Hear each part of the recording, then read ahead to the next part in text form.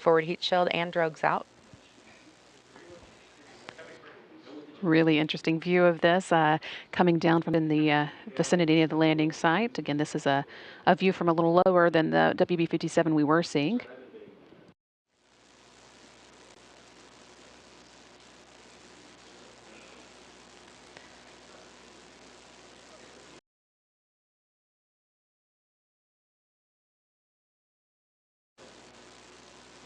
Just a beautiful sight as Starliner makes its way to the sands. You're seeing the ground there in your screen as we get closer.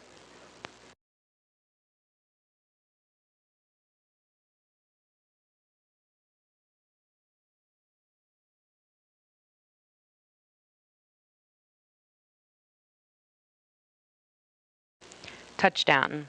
Starliner is back on Earth.